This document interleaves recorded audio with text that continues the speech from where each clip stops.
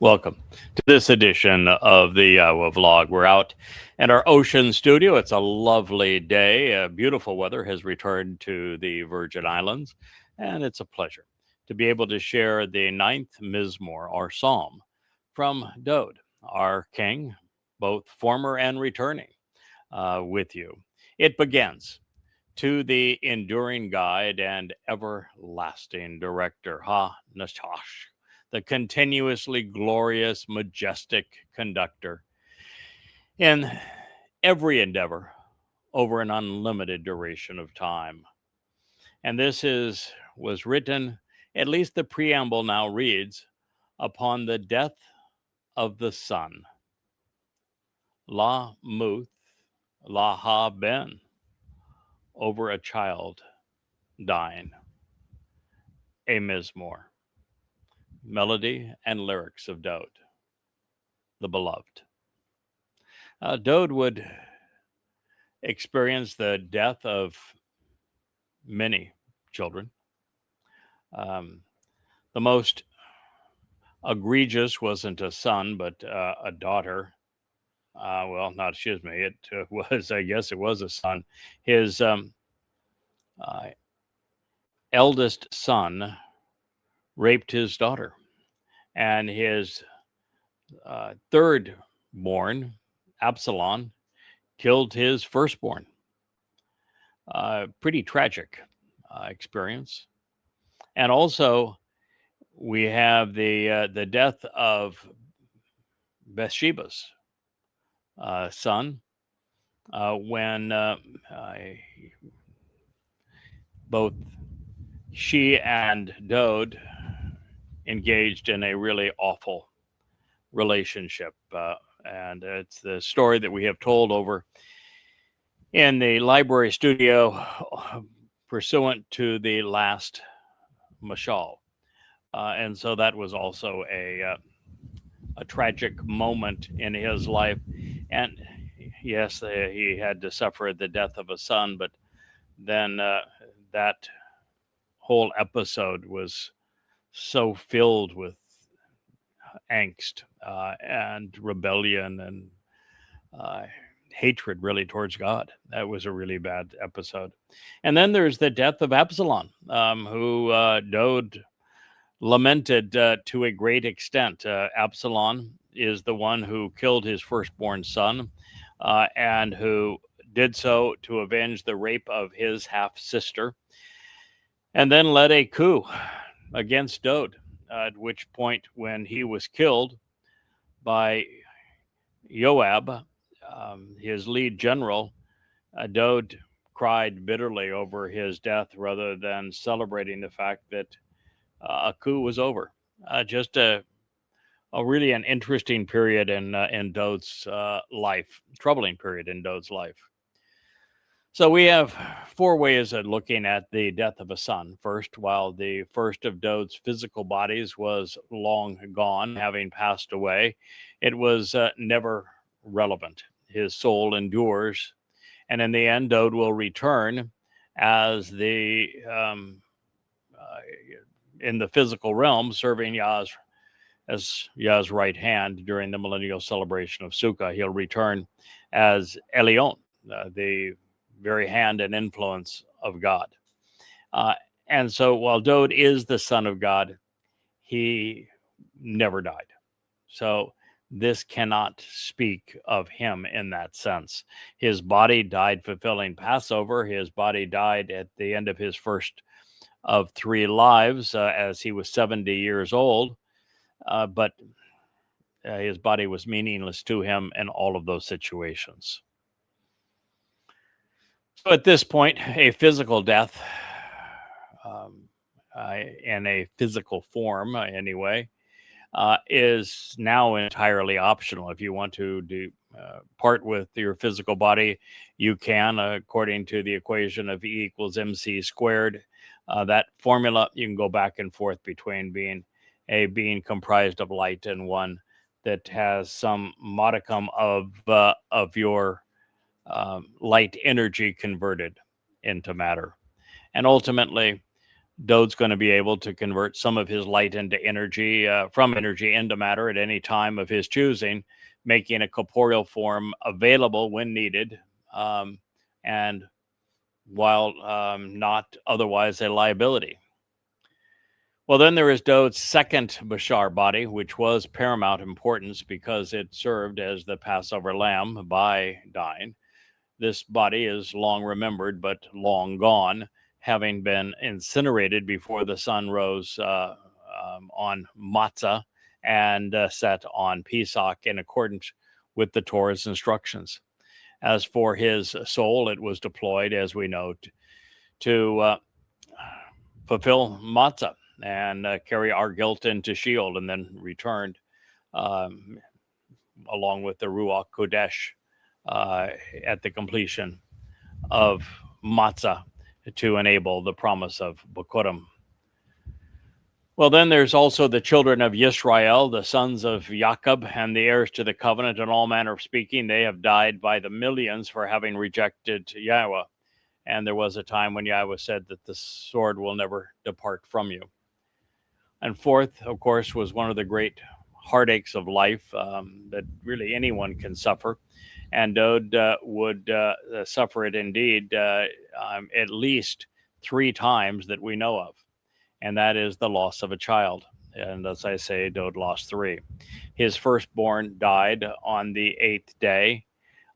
His secondborn was killed by his thirdborn so as to avenge the rape of his sister, and who was Dowd's eldest daughter. The third son was then killed for having led a coup d'etat against his father. I guess there was actually 4, because the fourth would be the son that he had through Bathsheba prior to Solomon being conceived and born. So this would have destroyed a lesser man. However, Dowd endured, largely because it drew him closer to Yah eventually, as he understood the matters of life and death, enabling God's Son to better empathize with his father over these rigors and the pain associated with them. So these are the lyrics. I express my appreciation. Yada. This is with the hey ending. It's essentially yod, which means hand, in a female, feminine sense was yada, or it can be perceived as associated with yada, knowing, the verb. So yada, I know, and therefore I am thankful, extolling what I understand. So yada is either an active feminine influence on a hand, or it is derived from the verb yada, to know and be familiar with. It was written in the Hiffle imperfect jussive, which means that it's a third person expression of volition. To Yahowah, with my whole heart and my best judgment, I want to recount in writing, Shafar, I have chosen to quantify and record, to proclaim and inform, providing a permanent accounting of all of your wonderful deeds and amazing revelations, Pala, your marvelous and astonishing accomplishments, your awe-inspiring and fulfilling acts, your extraordinary and distinguishing characteristics. Mizmowr lyrics to sing, Psalm 9:1. So Dowd has risen to the occasion. He has affirmed the reason that Yahowah referred to him as his beloved son and his anointed Messiah, as well as king. His thoughts and his words were devoted to sharing what he had come to know about Yahowah. He was engaged in the most important and beneficial mission in the universe. And considering the fact that we know that Dowd had, 48 reasonably good years, and they were followed by a period of at least 14 years where some of that he was in the depths of depression. And I think certainly in the last 4 to 6 years of his life, following an intervention, he came back around.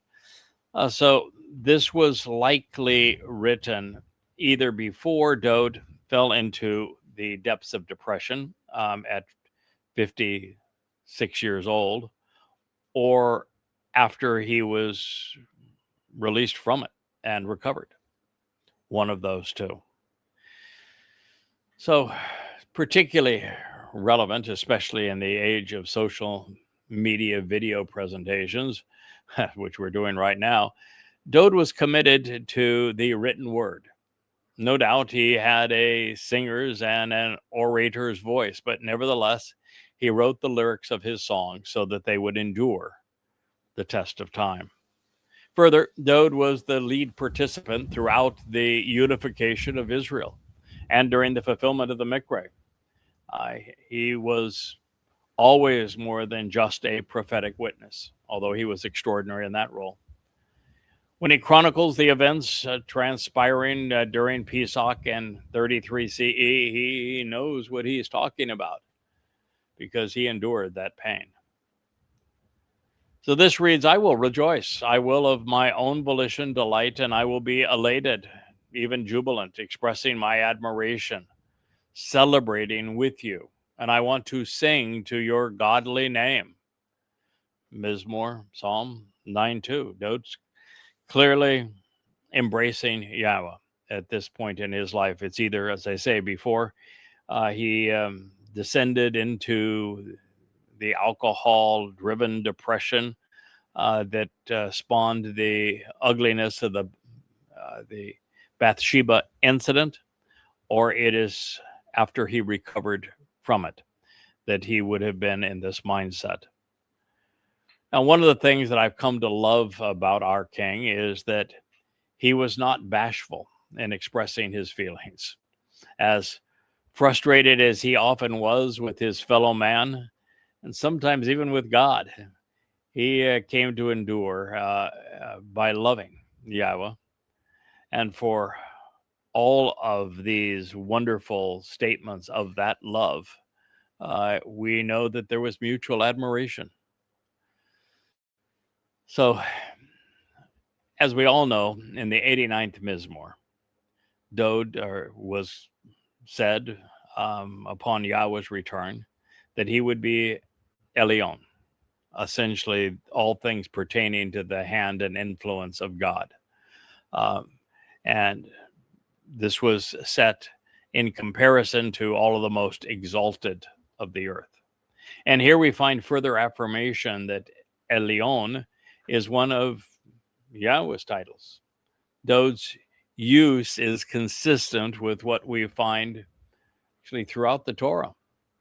Most people, especially at the loss of a child, would either blame God and be embittered towards him, or believe that for this to occur, there must be no God at all. And yet Dowd searched for and found, then embraced the reason behind death and the solution for it that God had provided. We don't have to die when we die. Our souls can live on. Now, I've come to see life in this way, Dowd's way, which is one of the reasons I find his life and lyrics so illuminating, so inspiring. With the proper attitude and with sound thinking, we can learn and grow from, well, every experience, as eventually did Dowd, particularly the most difficult one. Now, according to many scholars, having respect for Yahweh's name precludes it from being spoken. And yet, how would that even be possible? Since no one had greater respect for Yahowah than Dowd, he routinely sang it aloud. Why would he have written it into the lyrics if it would serve no purpose? Do you think that God would have told us that Yahweh's name was too sacred to pronounce? If that were actually the case, do you think he would tell us, my name is Yahowah, but don't you dare say it? If you say it, you might mispronounce it, and that would really upset me. No, he doesn't say that at all. Like, when he chose a man to introduce his name to us, he chose a man who acknowledged that he had a speech impediment of some sort. That tells you everything you need to know about potentially mispronouncing it. And what God actually says is just the opposite. The third statement he wrote in stone is that anyone who negates the value of his name will never be forgiven. So, given the choice between Dowd's enthusiastic desire to convey Yahowah's name and today's religious assessment that it should not be or cannot be pronounced, who do you think is Sadak right? And who is Russia wrong? Now, Dowd's enemies are compared to those who are averse to Yahowah, threatening his people, or those who would deny what he has accomplished. They are typically religious, but often political. And in most every situation, God's foes, well, they were also opposed to the Son. So the Father's foes are the Son's adversaries. With the turning away of my enemies, those with animosity and rancor towards me, they will stumble back as they are expelled from your presence. To reject Dowd is to reject God. To reject God is to reject Dowd. Keep that in mind if you are adherent to Judaism or Christianity, because both reject everything Dowd represents. There is no Jesus without robbing Dowd of his accomplishments and acclaim. There is no Judaism without the same. Now, there is a day of reckoning, a time in which the dividing line between living in God's presence and being eternally banished will be determined by our love for Yahowah's name and our appreciation for what he and his Son have done for us. Upon their return, the souls of those who are not covenant will either be exterminated, expelled, or there is that mortal remnant that will receive the benefit of a second chance through the sacrifice of the Adamah Parah on Teruah. So there was something extraordinarily important articulated here that I suspect most everyone will have a tendency to move right past without notice. Even though I tried to attune everyone to it prior to and after Dowd's pronouncement. Those who are opposed to what the Son has accomplished, who are averse to him, are excluded from Yahowah's presence. They are permanently estranged with their souls, either annihilated or incarcerated, and neither are good options. And the reasons are many, beginning with Dowd's role through the Moedim. One cannot benefit from that which they deny, such that the realization that HaMashiach served as the Pesach El, opening heaven's door while extending our lives, is lost on them. His nephesh soul carried our guilt, this pervasive fungus of the people's propensity to contaminate themselves with religion and politics, into Sheol during Matzah, perfecting, if you will, certainly making not guilty the children of the covenant. As a result, those who acknowledge and accept what Father and Son have accomplished are prepared to enter Yahowah's presence and to be adopted into his family. That is how the three spring Mikre, Pesach, Matzah, and Bakodim enable the benefits of the covenant. All five of them. So Dowd epitomizes, and much of his life, Yisrael, and probably more so after his horrid affair with Bathsheba. And he is also, on the positive side, the exemplar of the covenant, of how we can be wrong and made right, how we can fall and be raised back up. And it is through him that the very covenant was established, according to God. To be averse to the covenant or to Dowd, well, that will exclude a soul from the presence of God, because he favors and cherishes his covenant and his Son above all others. Now, Dowd approached Yahowah intellectually, but also emotionally, even experimentally. He knew exactly what he was doing most of the time and why it was important. And he was fully cognizant, a great deal of his life of what the result would be. He was a wholehearted participant and genuinely devoted to the relationship. And as such, he engaged doing what his father desired. And those who fail to appreciate this and misconstrue Dowd's life and the purpose of the covenant, well, they do so to their own detriment. Therefore, it would be fair to say that we approach Yahowah by what Moshe wrote and what Dowd has accomplished. They're hand in glove, aren't they? It is as it should be, really. As it was with Dowd, so can it be with us. Yahowah introduced himself to us in his Torah, and he proved his existence through his prophets. He has provided all of the information we need to exercise good judgment, to determine what is right and wrong about God.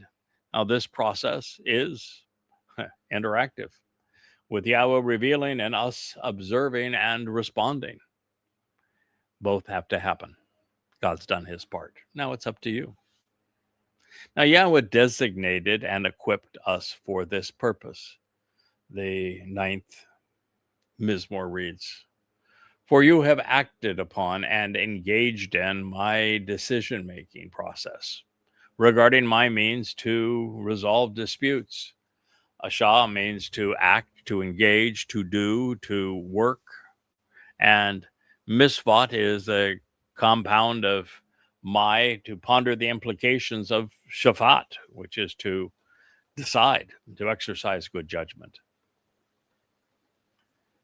And my ability to judge and to be judgmental, distinguishing between right and wrong. Wah, den, ane. We know of the man named Daniel. Well, Daniel would be my God is judgmental. Den means to judge, to distinguish between right and wrong, to differentiate between true and false. God here, or certainly Dowd, is saying that if you want to have a relationship with God, you ought to judge. If you do not judge, you will be judged. It's the opposite of what is presented in the Christian New Testament. He goes on to say, and you have established the approach to the seat of honor, the kishe. The seat of honor is the mercy seat of the Ark of the Covenant. It is also Dowd's throne, and it will be Dowd's throne forevermore. The idea that you have restored and established, that is from Yashab, which is deduced from the remnant found in Cave 11 of Qumran. So you have established the approach to the seat of honor, the throne. You have decided and judged correctly. Shafat, shadak, you have rendered the right decision. You have been just, rational, and fair. This is also from 11 QPS, where Shafat is second person perfect. It's Mizmowr lyrics to saying 9:4. So this is about acting upon our best judgment, us making informed and rational decisions. This was and will always be the way that the ultimate judge will render our fate. And if we come to know him, listen to what he has to say, observe what he has written, process it intelligently, act upon it, then rather than being judged, he'll say, hey, you want to sit next to me here on the bench? There is no evidence against you. Obviously, all of it was taken into Sheol to be deposited by Dowd. And we can just smile and cozy up and say, that'll be great. The path to knowing Yahowah, therefore, and understanding what he is offering and what he expects in return is not through obedience. It is not through faith. Yahowah provided his Torah, teaching, his naby, prophets, and mizmor, songs, so that we could be thoughtful and discerning in our response to him. As a result, the process to the desired result necessitates listening before speaking, observing before engaging. The pronouns I think are particularly telling in this statement. Dowd used you 3 times, indicating that he is addressing Yahowah, showing that God acted and engaged based upon Dowd's judgment, that God established the seat of honor, and that he rendered the right decision.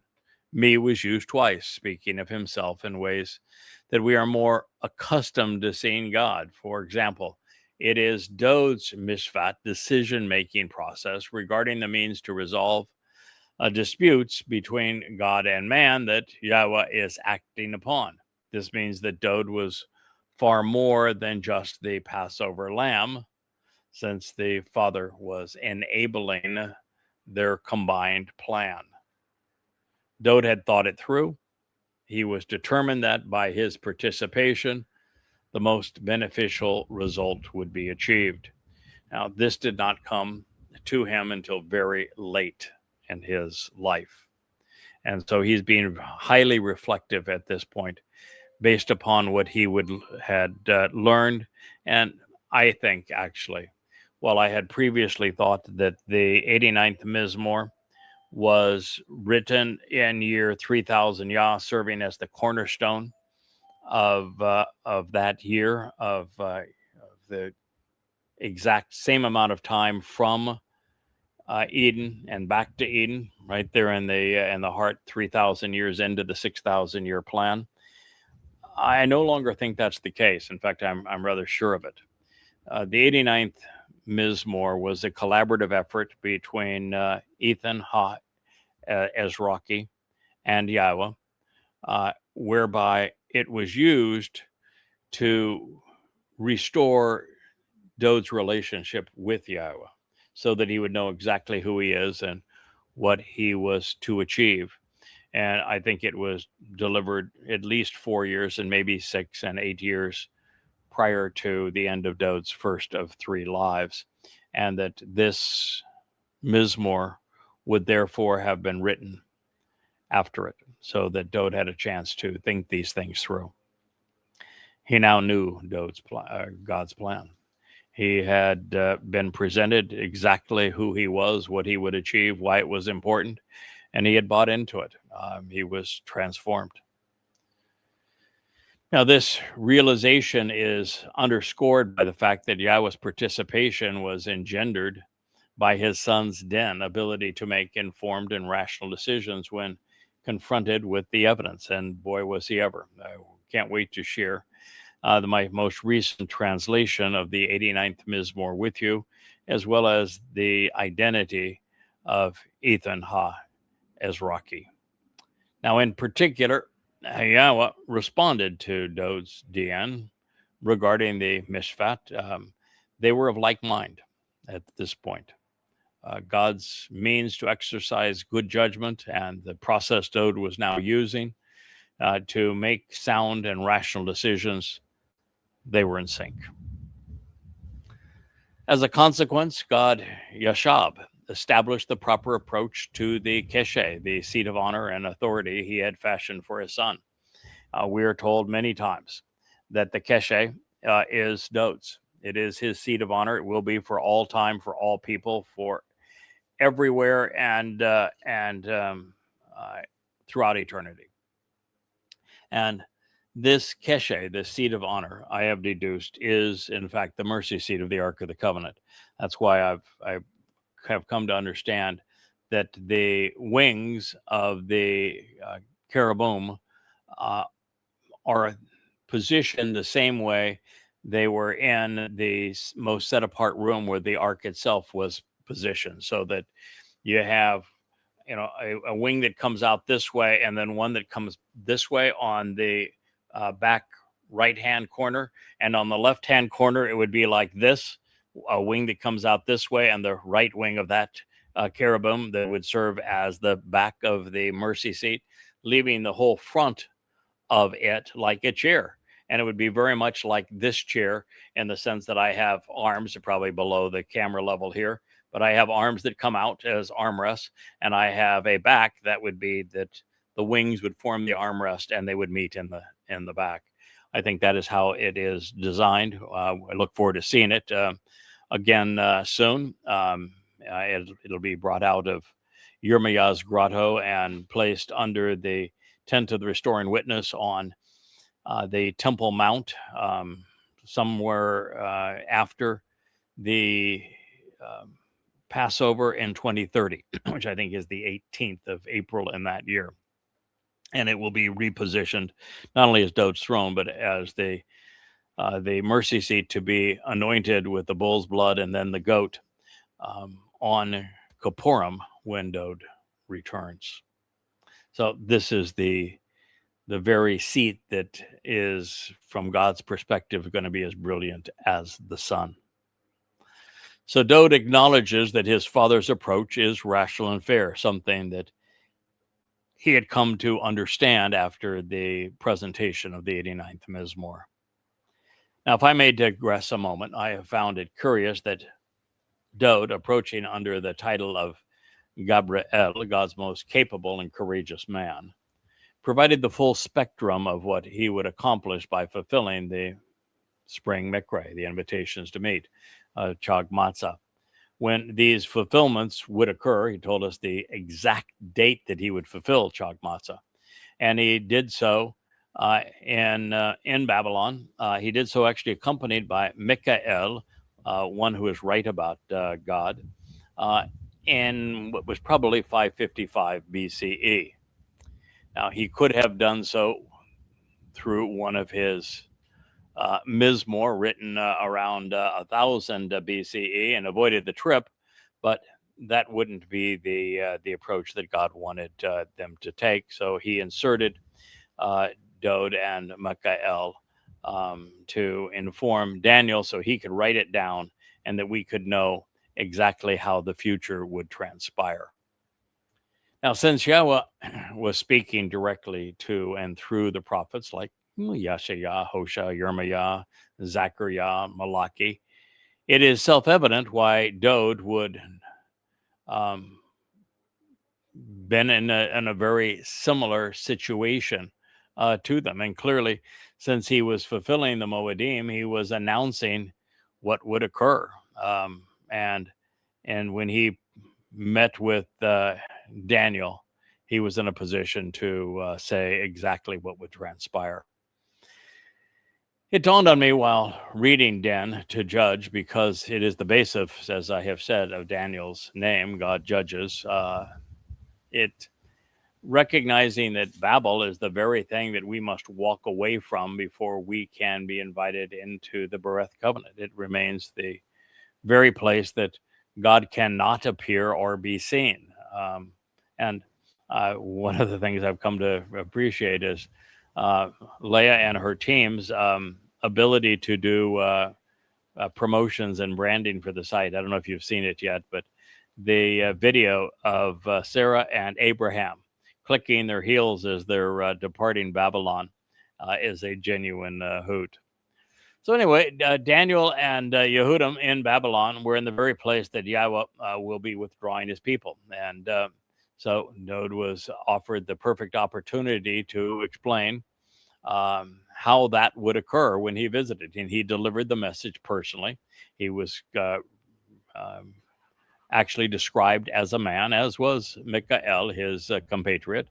And they presented the prophecy. Michael explained it. Dowd presented it in such a way that allowed everyone to understand how these next 7 years are going to play out. And even the date that set the clock ticking 2,000 years ago when Dowd fulfilled Chag Matzah in 33 CE, which was year 4000 Yah. And it also speaks to the timing that the two witnesses will arrive to herald his return. So moving on to the next statement, the Goyim Gentiles that Yahowah continually rebukes and reprimands, but not because of their ethnicity, but because they have a propensity to be religious and political. And he calls them foreigners because he doesn't want their religion and their politics to seep into the culture of Israel, which of course it did. I don't think there's any ethnicity on earth that is as religious or political as Jews. So unfortunately, they did not heed God's message.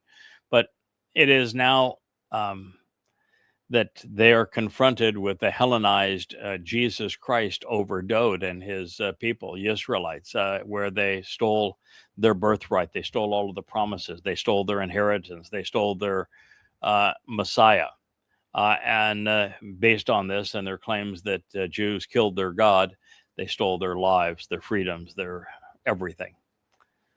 So the notion, of course, is that Christianity is based upon is ignorant. It's irrational.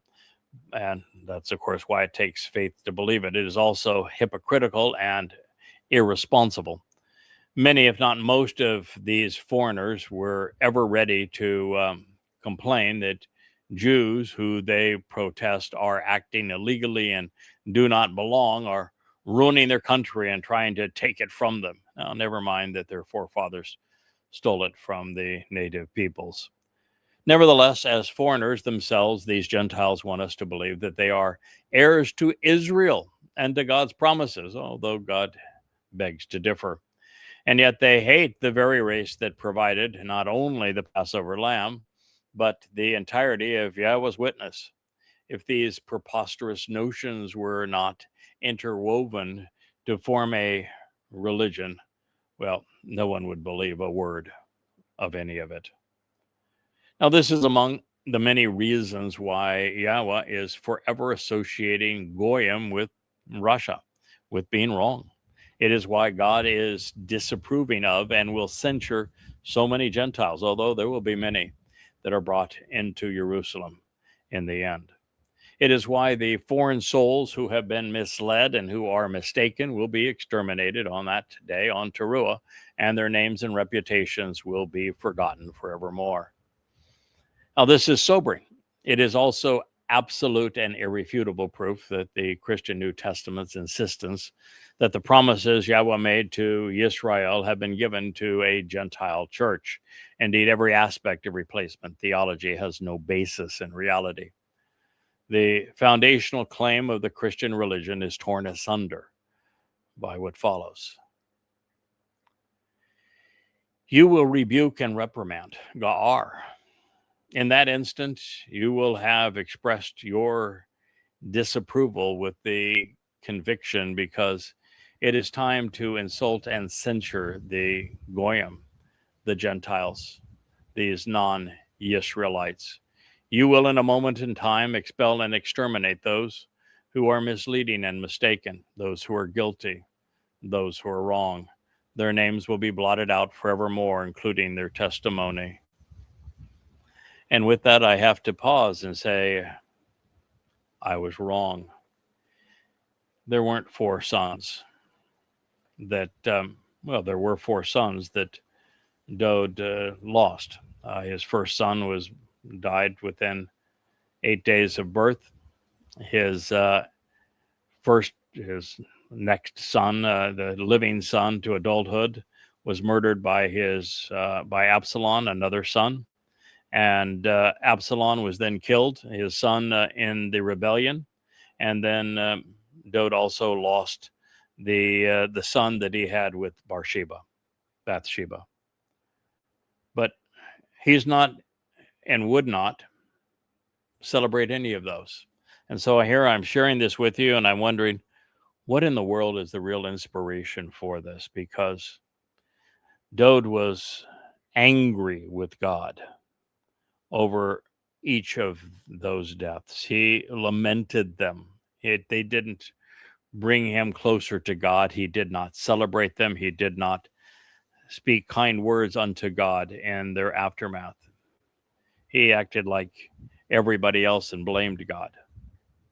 So what in the world could this be about if it is the death of a son and it is to be celebrated? I know. How about you, Rich?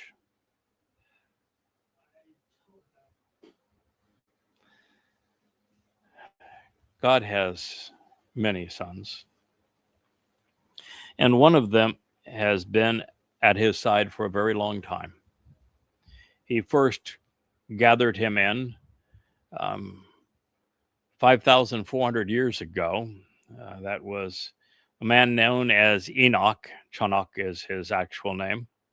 Somebody who was prepared, deployed, who was persistent in his job. And God has brought that same soul back a number of times. The very soul of Enoch returned as my Dowd when helping Moshe make it through the liberation process. He likely came to coordinate the assemblage of Hebrews that had already turned on Moshe and wouldn't listen to him, so that they were not fighting him at the moment, and then would have helped orchestrate the proceedings pursuant to Pesach and Matzah leading to Bikurim. Little details like where did they get the lambs? Where did they get the hyssop to smear the blood on the door? Who provided all of that instruction to them and made certain that they did it as God had requested? And we know that just days out of Choreb, when Moshe had his meltdown, it was Eldad and Medad that were presented to Moshe, such that he heard that they were filled with the Spirit and they were speaking on behalf of God. And when Yosha ben Nun said, "What do you want me to do?" And Moshe says, "Well, I don't know." He didn't say, "I don't know them." He didn't say, "Who are these guys?" He said, "No, this is something we ought to celebrate." He knew them quite well. They had been together for some time. The third deployment of the soul that is known as Enoch, Chanok, is given two different names, both names really just descriptive of the role that he would play. Obed-Edom, and then Ethan Ha as Rocky. And we're going to consider that insertion of this man and the purpose and how it would affect Dowd and therefore the future of the world, the fulfillment of Pesach, Matzah, and Bikurim, God's very return, the salvation of the planet. In our program beginning this evening at 5 o'clock Eastern Time, our family hour. But that's not what this is all about, but it gets you up to the point where that same soul was reinserted here now 71 years ago and has developed into the man you're listening to today. I will leave this planet, as did Enoch, as did Elijah, with other covenant members here on Shavuot, either this year or next.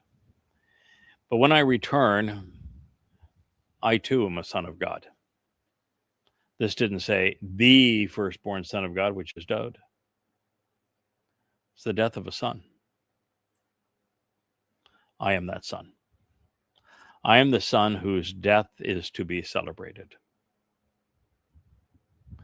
And it, again, is my physical body that will be given for the very reasons that we're listening to here.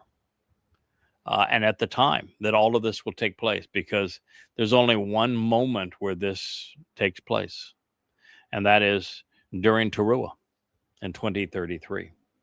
That is the time that Yah, for the first and only time, rebukes and reprimands the Goyim.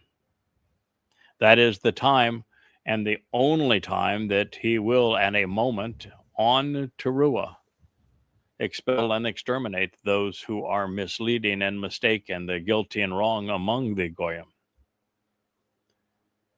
It is the time that their names will no longer be remembered, when they will be blotted out. And so the death of a son that he is speaking of so gloriously, so joyful, is mine. And although I serve as his segregate father, he knows that I too have a role with God, one that has developed over 5,400 years, and that upon my death, great joy is going to break out, not because the covenant family or God are going to say, oh, God, that guy's finally gone. Thank God we got rid of him. No, it's because it's the sacrifice of the Adam of Parad, purges the mortal remnant of Yisrael, of their religiosity. And it's all in anticipation of 10 days later, Dowd returns as the Messiah and King with his father, with Yahowah. And that 5 days after that, we are all with this mortal remnant that has been spared by that sacrifice. We're all allowed back into the earth, restored into the conditions of Gan Eden. And well, Eden means great joy. That's why he's singing this so joyously. Everything is restored. So that is what he is talking about. That there will be a moment in time where all of this will take place exactly as it has been laid out. We will finally rid the world of the religions of Peter and Paul, of Akiba, of Akiba and Maimonides, of Muhammad, of Karl Marx and Lenin and Mao and Stalin. That'll all be gone. There will be no more Christians, no Haredi, no Muslims, no Marxists. And the conditions that existed in Eden, great joy, will be returned. And that is what God is addressing at this very moment. It is quite honestly, it'll be the greatest show on earth. There'll be nothing anywhere close to what we'll witness on that day. God's not only going to bring a remnant of appropriately attitude, the mindset, goyim, into Jerusalem to be purged so they can work during the millennial Shabbat, but also the Jews who are not overtly religious or political that can be purged of that stigma. They're brought in. They all receive the benefit of the sacrifice of the Adam of Parah. And while that is occurring so that they're cleansed and prepared to be in God's presence and prepared for Dowd's return as king, God is removing all traces of religion and politics and militarism and conspiracy and anti-Semitism from the planet and terraforming the earth back into the conditions of Eden, all on this day. Well, taking all of those who have come against Israel, incarcerating them in Sheol, and those who don't have the wherewithal to benefit from the sacrifice of the Adam of Parah, they're being incinerated. That is the nature of this rather extraordinary day, and that's why Dowd is celebrating it. And it is as it should be, and it is as it will be. Now, in this statement, every verb was scribed in the perfect, meaning that there is a time when this will come, and we know that it will all manifest over the period of 24 hours from sunset on Teruah, the Friday evening, the beginning of a Shabbat of 23 September of 2033, running through sundown on the 24th, the Shabbat of that day, even to the backdrop of a full solar eclipse. And that is when the memory of all of those who have come against Israel will be blotted out. And it is an everlasting promise that God has made for us. So the days of the overtly political and religious, conspiratorial and anti-Semitic are numbered, at least here on earth. The adversary will cease and be finished. It'll be the demise of not only Satan, but the one he has possessed at this time, which is Donald Trump. In a state of ruin, deserted and wasted forever. Additionally, you will uproot and destroy cities and shrines and temples, such that the remembrance of them ceases to exist. Well, we have another affirmation that the death of the son he is celebrating is that of the Adama Parah, Yada, the Nakar, the Choder. And he is, as he gives his life, and Yahowah does all these marvelous, miraculous things around the celebration of the sacrifice of the Adama Parah, which is orchestrated by Elia on his return, then God is going to cause all remembrance of the cities and shrines and the like to disappear. Now, will there be some cities that remain? And maybe. I think there'll be so few people that there won't be a need to be concentrated in cities. I think we'll be in far more rural in terms of the space that we have to spread out on the earth. I know, as for me, no chance. I'm going to move into a city. I really like what you can see. This is what I like: the great open spaces all around us, and that is what will remain, because the cities, the shrines, and the temples are going to be uprooted and destroyed. And God must do that to return the earth back to the conditions of Eden. And the first act in that regard is that it is Hasatan, through his corporeal manifestation, Donald Trump, who will arrive in Israel. I think it's the 29th of January in Ramadan during the year 2030. He will make his pronouncement that he is a god on the Ides of March of that year. We arrive then in April 18th on Passover. And over the next three and a half years, it's Satan versus the witnesses.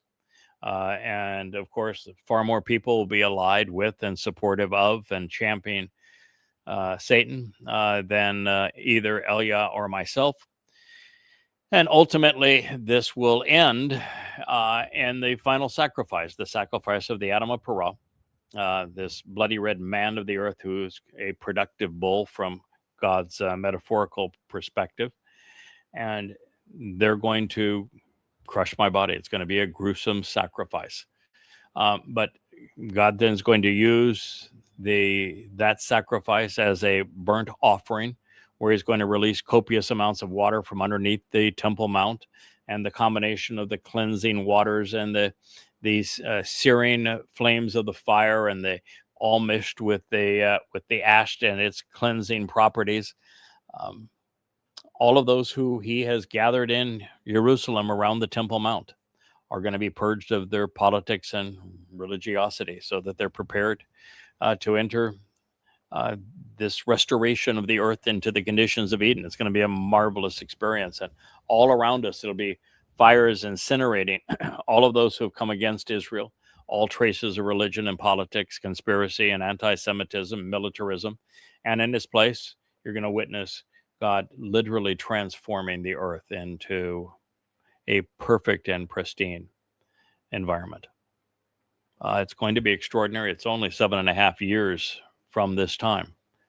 So that's what Dowd's celebrating here. Isn't it amazing? Live and learn. You would never have known this simply translating a mizmor 10 years ago, even.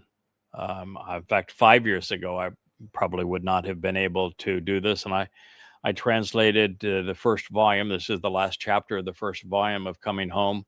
I think I probably would have done this translation and written this analysis, every bit of 10 years ago now, maybe further, could have been 12.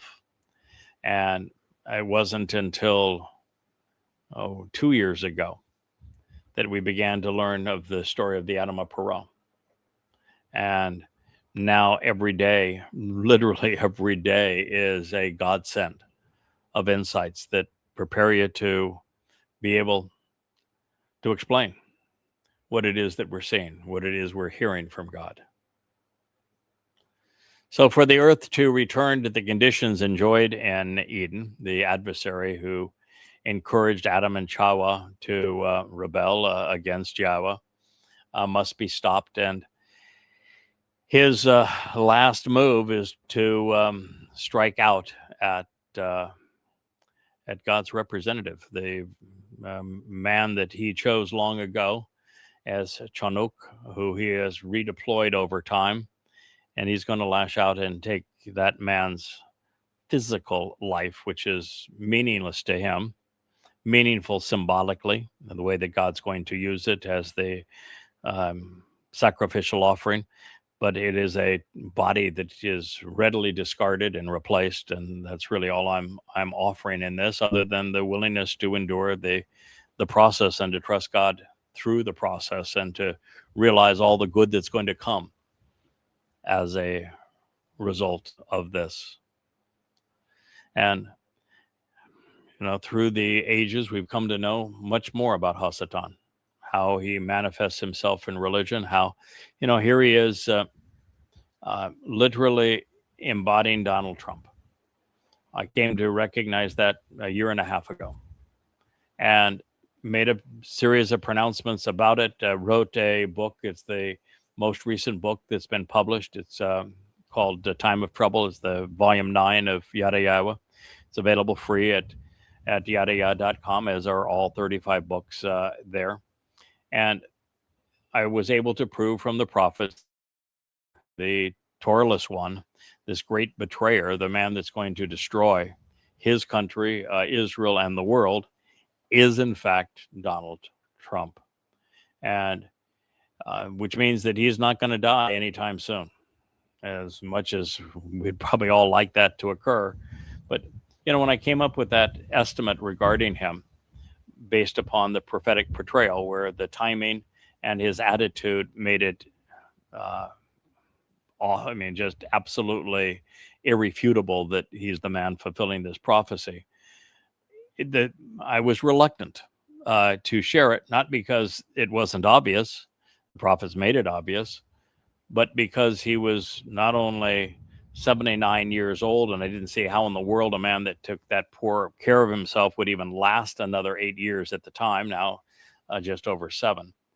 But also, when you take a person who's just an ordinary egotistical sexual pervert that is elected president, not that there's a whole lot of those out there, and you say this individual is not only demon possessed, they are satanic. This individual is going to be the single worst person who's ever lived, worse than Hitler, worse than Stalin, worse than Mao, worse than Tamerlane, Genghis Khan, Kublai Khan, any of the pharaohs, any of the Caesars, Caligula, Nero, you name it. This is going to be the single worst human who has ever lived, because of the demon possession, particularly satanic possession at this time.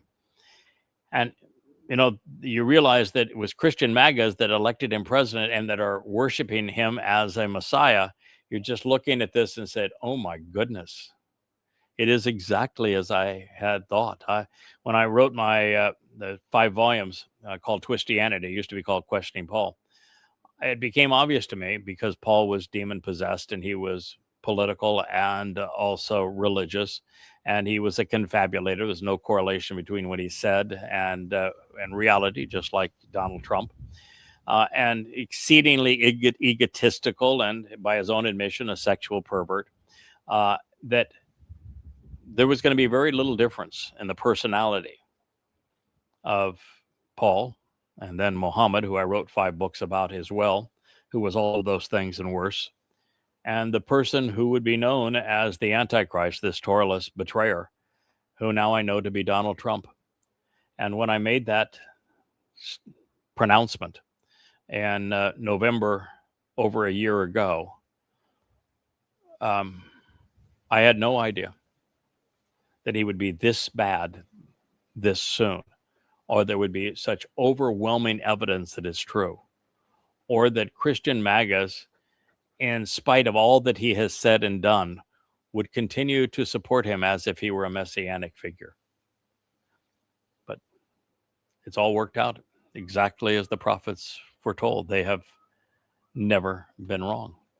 So all of these individuals that have been inspired by him through their religious, that'd be all Muslims, all practitioners of the Haredim strain of Judaism and Muslims, they're all going to go, as well as all Marxists. They are incompatible with the conditions that God foresees for Eden going forward.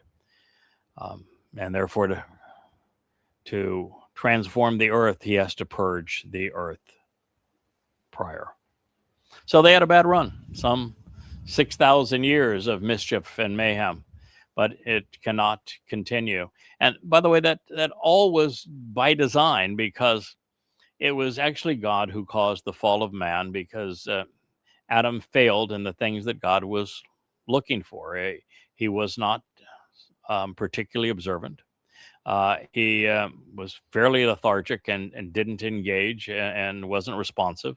And when he made a mistake, he doubled down and wallowed in it, as opposed to getting up, recognizing he had erred and learned from it and going forward. None of those things were true. So God realized that in a cloistered, sheltered environment, he was never going to get any better.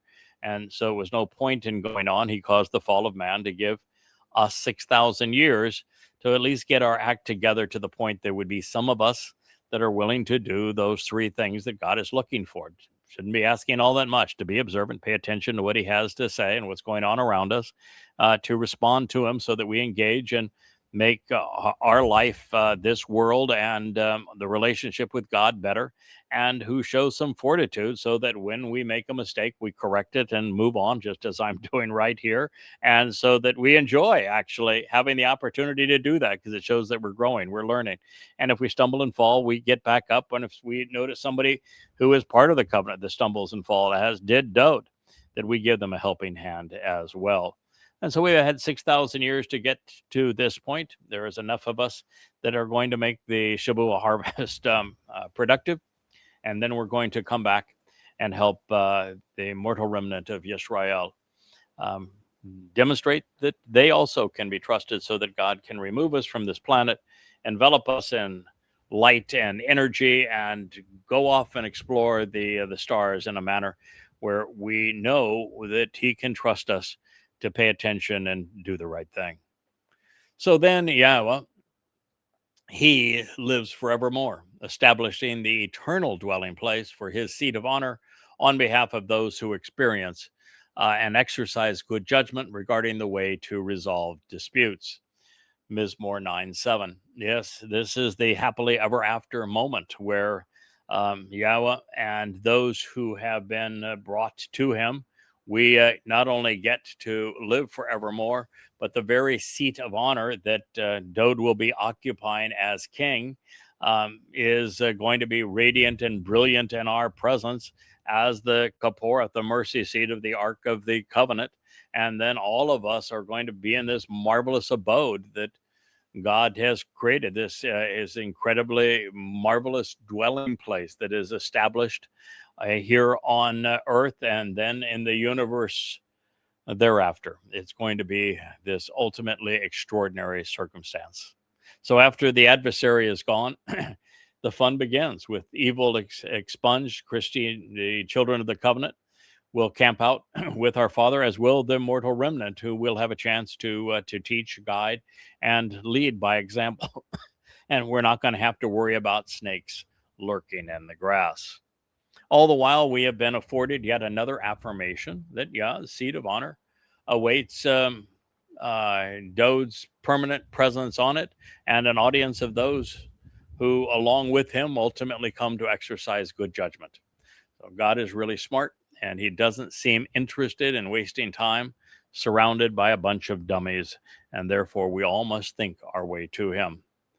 And while they will be forgotten, they will not be forgiven. The religious will be held accountable for robbing so many souls of the opportunity to live, and others of a life worth living. This continues to read, then he himself will execute justice on this perverse and confused world. doing so correctly and fairly, judging the nations and the people who are religious and political in a straightforward and equitable manner in conformance with the established standard. This is Psalm 9:8. And here, I have some additional knowledge and have come to realize that Yahweh doesn't do anything himself. And so when he says he himself here, the likelihood is it's not Yahweh by himself. Uh, Yahweh chooses to engage with us through us. He chose to fulfill Pesach, Matzah, and Bakurim through Dowd. He will fulfill Shabuah and Teruah and the approach to Kippurim through Yada, his Nakar. And it is Dowd who is king of forevermore during Sukkah. He spoke through the prophets. When he tried to speak directly to us, it turned out very poorly. And he says, I won't do that again. So he is going to judge those who have been counterproductive the same way he has done everything else. And it will be through those that he has chosen to accomplish his means. And in this regard, it isn't going to be Dowd. I mean, he's actually saying he himself, so it's somebody else. And if we pay attention to the song, the person that's going to have this responsibility, now acting under the tutelage of Yahweh, under the guidelines of Yahweh, doing Yahweh's will, but it's going to be that son who has passed on this day, who will be brought back to life, of course, immediately, because his soul will continue. And that particular individual knows Yahweh's standard, has spent a lot of time with God, and is exceedingly judgmental, which will probably work in this particular case. So we have considered these revelations, which indicate that Yahweh will delegate the business of judgment. We normally would have thought, and I would have thought, and actually wrote 10, 12 years ago, that it'd be delegated to Dowd, but that's not the case. Now, we can pretend, okay, God's going to delegate to Dowd, he's king, and the king is going to delegate because, well, kings don't do that kind of business. They have teams of people who do, and that's going to be the case here. The firstborn is going to give the job to the otherborn, is the way it's going to work out. So we're going to find that this will be the fate of the Leom, the wayward nations. And when judged, there is no favorable outcome. It's one of two, actually, it's one of three eventualities when judged. You're either judged and it's determined that you were the victim of religion and politics, and you were not a promoter of it, nor did you victimize others through it, and your soul simply ceases to exist. Normally, that would be most people. Towards the end, I'm not sure that'll be the most, but it'll be a significant group. The second is those who were deliberately misleading. They promoted religion, they promoted politics, anti-Semitism, conspiracies. They caused others to miss the way to God and harmed God's people. They will be sent to Sheol. And they, now there's no tortures in Sheol. It's no fires either. It is just a perpetual place where there is no escape, and where souls will remain forever estranged from the rest of us, so they can't bother us. And then there is a third group, and that third group will also end up in Sheol, but not immediately. It will be, in their case, they will be determined that they have been so egregious and caused so much pain that those that they tortured and robbed and beat and did all manner of horrible things, whether it be through things like the Inquisition or like the Holocaust, or during that first 100 years of Islam, where 200 million people were killed, robbed, raped, and abused. That those who perpetrated those crimes will have earned their recompense of having those that they abused have closure, so that the abused can be assured that those who robbed them of their freedoms and then their lives and who treated them so egregiously are getting what they deserved. And so there will be a sevenfold retribution for all of those people prior to even being sent to Sheol. So that is the process. It's going to be aided and abetted by Yahweh's Malach, and the Ruach will be ever present, and so it will be just, it will be fair, it will be appropriate, but it will also be dealt with in the manner that I have shared. So indeed, ours is a perverse and confused world, one and that a perfect being, if they're, well, I'm not even sure God's perfect. He's marvelous and wonderful and brilliant and right and generous and rational and compassionate. He is powerful, so many wonderful things. Perfect would be boring, because then there would be no chance for him to grow, to become even more than he is, and that's the only way you can be infinite, is to constantly be growing and improving. And I know that he doesn't want perfection in us either. He's looking for the things that I have mentioned previously: being observant, being responsive, and being reliable, being foremost among them. But anyway, for God to even project his nephesh here and spend time with us, camping out with us, all of this trash has to be gone. It has to be discarded. So therefore, Yahweh exists as a safe and secure place to dwell. For those who have been harassed, afflicted, and slandered, a safe and secure place of refuge as troubling times approach. The troubling times that are approaching is the time of Yisrael's troubles. They will begin here in less than 100 days on the 22nd of May, 2026. And they will last just over 7 years. I think it's 7 years and 4 months, concluding on Teruah, when all of those events that I have already spoken of will transpire in 2033, which is year 6,000 Yah.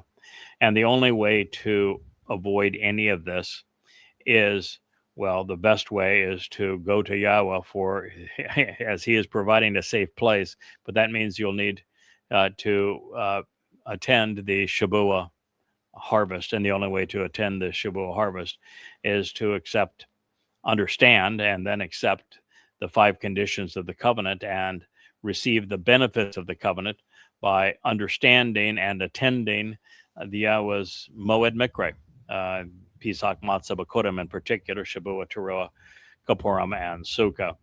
And that requires many things, knowing and loving Yahweh's name, coming to know Dowd's role in fulfilling these events, having an appreciation of the Torah as teaching, knowing the conditions of the covenant, knowing how they're fulfilled through the Moed Mikre. These are all very important concepts for us to appreciate and capitalize upon if you're going to be part of that group. And then you need, if you're going to be made eternal and empowered by Yahweh, you not only have to show that you were willing to be observant in this way and willing to respond as a result, but that you can be reliable, so that you're devoted to doing what needs to be done.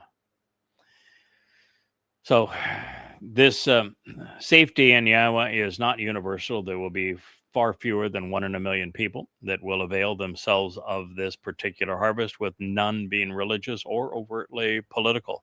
And even among Yisrael and Yehudah, it will be a very, very few, respectively, because most who are going to benefit for what's going to occur will not benefit until such time as we approach Teruah, where God brings them into Yisrael and they're purged by the sacrifice of the Adamah Parah, and then ultimately enter the millennial kingdom as the earth is returned to the conditions of Eden.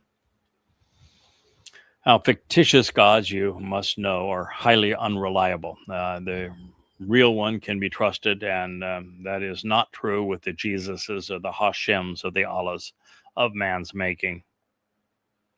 Then those who know this is yada. It was revealed as a participle, which means it's um, a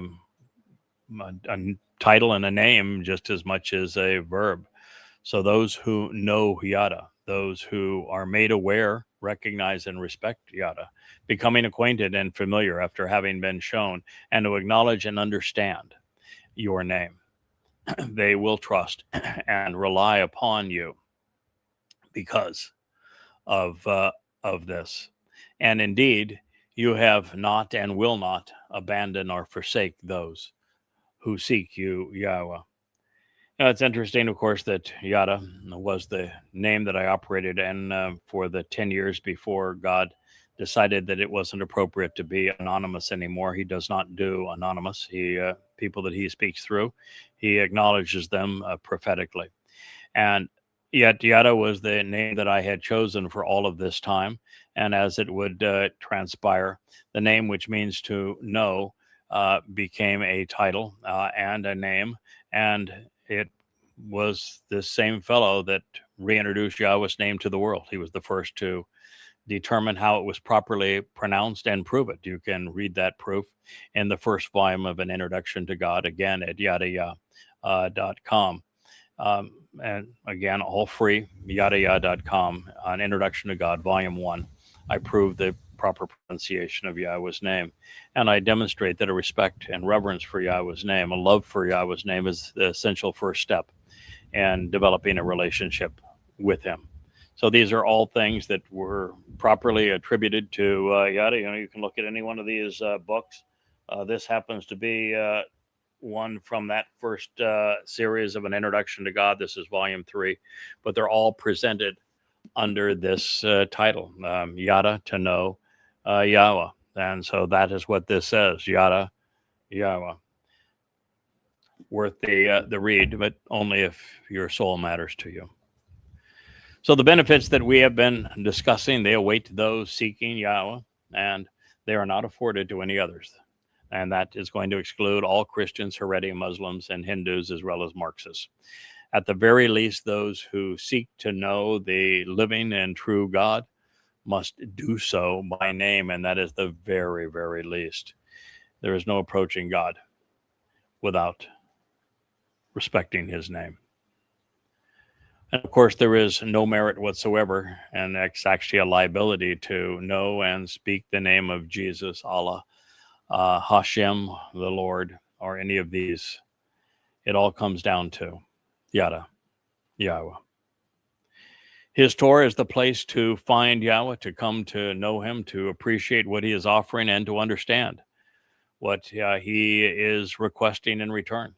The only question is really one of desire. Do you have the want to? Do you care about what's best for you, your soul, and those you love?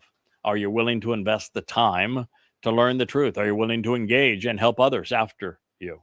Are you willing to earn God's trust? Are you sufficiently rational to accept Yahweh's offer once you are aware of it and you respond to it?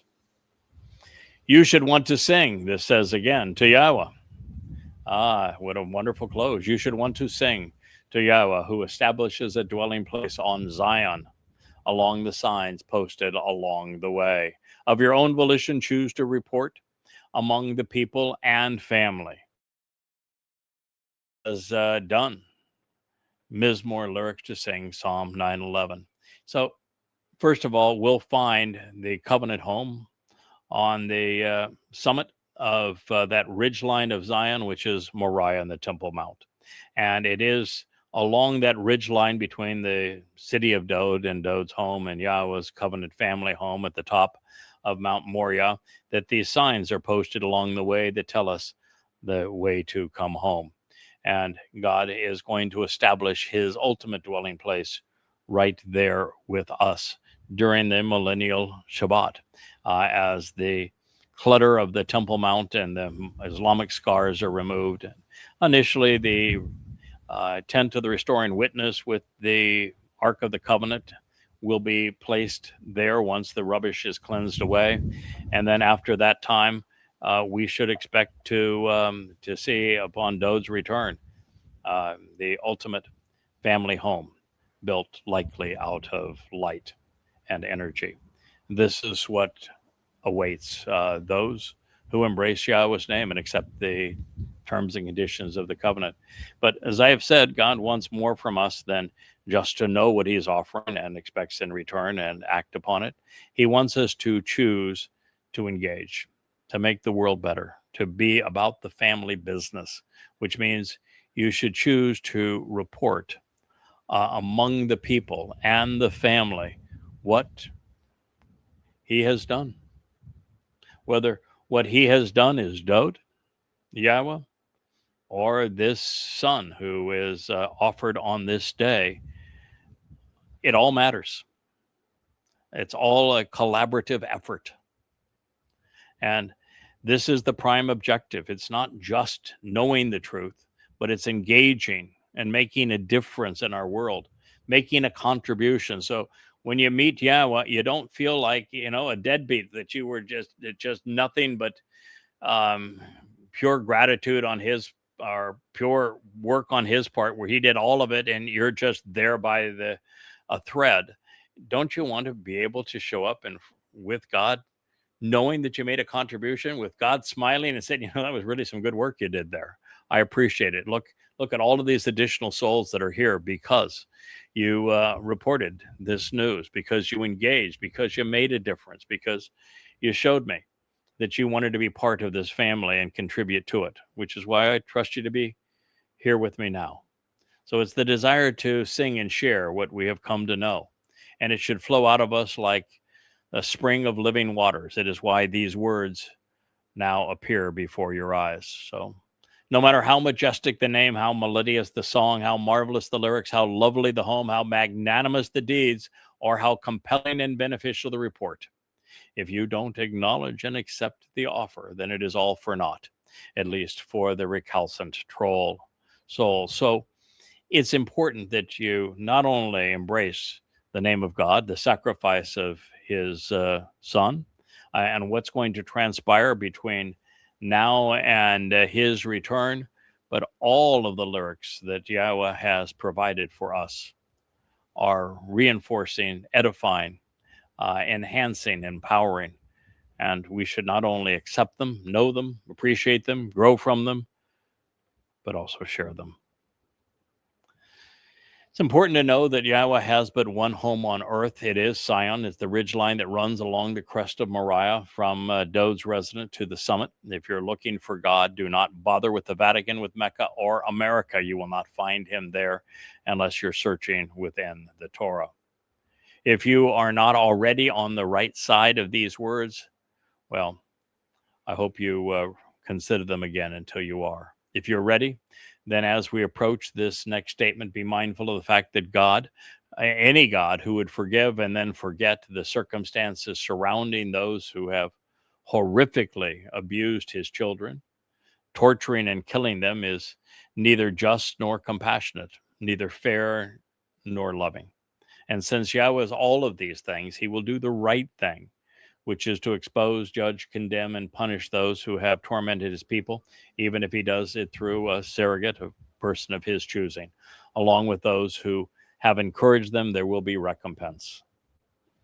Indeed, He who accounts for blood is mindful of them, and He will not overlook or forget the cry of distress and the screams of pain, or the misery that has been imposed upon the inflicted. Lyrics to sing, Psalm 9:12. This is essential. It's important that you know that there is more to judgment than the simple heaven and hell. In fact, as I have shared, very few people are going to heaven. Hell up to this point has been fairly sparsely populated. Most people's have their souls simply extinguished upon their death, no reward, no penalty. As we move towards this, through these next 7 years, it's going to be really brutal, and a higher percentage are going to earn Sheol. But it isn't just for the guilty, for those who have promoted religion and politics. It isn't just the choice of the extermination of their soul, or the incarceration of their soul. because God's going to remember. He's going to make certain that there's recompense for the most egregious abusers. And in their trials, we're going to see those that they victimized get closure by knowing that those who tortured them were ultimately held accountable. Should you have wondered if God has witnessed the agonizing pain inflicted by, well, a Catholic inquisitioner, a European concentration camp guard, or the Islamic terrorist? Well, now you know. And if you were concerned that the governments, religious institutions, and citizenry that justified it, that capitalized upon it, and allowed them to get away with murder would be held accountable, well, your mind can be put at ease. That will be the case. While it is politically incorrect, it is absolutely true. To love, we must know what, when, why, and how to hate. One cannot be merciful without opposing that which is contrary to our Creator's testimony and opposed to our best interests. To engage in this regard, we must know right from wrong and appreciate the power of words, allowing Yahweh's testimony to work as it has always been intended. Once we have done as compassion requires, we ought to trust Yahweh to complete the job, doing as he has promised. There is life in these words. Christians are wont to see their Jesus returning in a flowing white robe with outstretched hands, welcoming the world to him. Muslims believe that Allah will engage at last and he will kill all the infidels, beginning with the Jews and then the Christians, but neither of these are going to occur. But as is the case with all religious deceptions, there is an element of truth that runs through both myths. God is returning and he will welcome his family with outstretched arms. However, most of the family, in fact, all of the family that he is going to welcome will have already capitalized on the preceding two harvests, and those that will greet him on his return with Dowd will just be babies purged of their religiosity, given a second chance. And for them to have that second chance, all others must go. So as much as any, I think this was one of the reasons that Yahweh valued his relationship with Dowd. It says, you have chosen to be generous and to favor me, Yahweh. By choice, you have seen my tremendous dedication to accomplishing the mission of being a witness and my frustration over the abuse that I have endured as a result of responding and accomplishing the goal from those who dislike and shun me, so as to lift me up on high, honoring and exalting me from the gates of death. Psalm 9:13, I should say. Dowd is the most maligned man in human history. The rabbis demean him, the Christians rob him, and he is he's been the product of identity theft, because there is no way to create the religions of Christianity and Judaism in particular. And without Judaism, there is no Islam. And without robbing Dowd of his due, those religions don't exist. And it's Jews who are responsible for all of this. And so Dowd is saying, God, you've been generous to me, even though, as I have dedicated myself, and he did, at the end of his life, he made the commitment that he would fulfill in his second of three lies, Pesach, Matz, and Makodim. And so when he did what he was called to do, that's the point in time where the religious turned on him.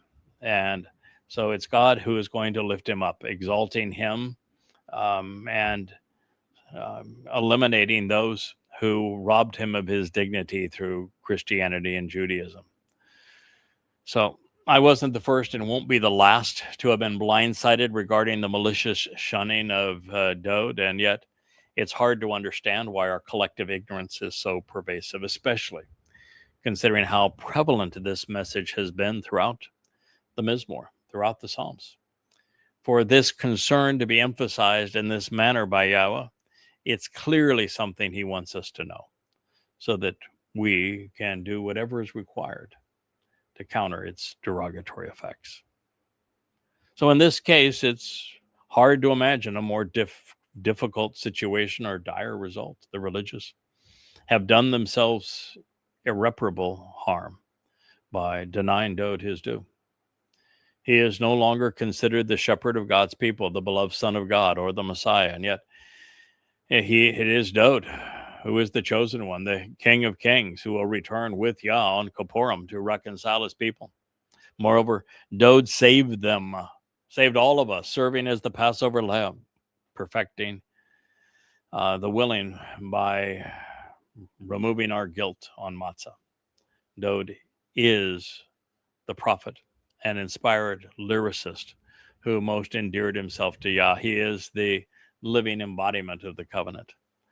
And yet, tragically, Israel has reduced David to a God-forsaken star on their flag, sullying his reputation with the very symbol that Gentiles, through their religion, politics, and conspiracies, used to demonize and dehumanize Jews during the Holocaust. Making matters worse, the Kibbutz, who is the revered father of Judaism, promoted a false Messiah rather than accept Dowd. And then Maimonides made the anticipated arrival of an unknown Messiah one of the 13 principles of his religion. And to this day, rabbis deny the fulfillment of Pesach, Matzah, and Bakurim, as well as the Shabu and Teruah harvests. I'm being given a message from Rich that we've gone much longer than we would normally go, and part of it is that I didn't have the opportunity, since I'm spending all of my waking hours trying to conclude this book that is now becoming part of our Yahowah vlog program. And so I didn't look in to see how long the 9th mizmor is. So I don't know if I go another 5 minutes, do I reach the end and we have concluded that that volume, and we can move on to volume 2 of Coming Home? Or am I only halfway through and it would be the stars will come out before I finish, is the question that I don't know the answer to. So a little help in that regard would probably be a good idea. But the fact is that we do have a show tonight. It usually goes 2 hours or more. And as a man who wasn't as young as he once was, 5 hours is more than the voice can handle in a single day. So I'm going to get a okay. Okay, so I'm being told that I'm a ways from finished, that there'd be enough for an entire show to conclude the 9th mizmor if we conclude this here.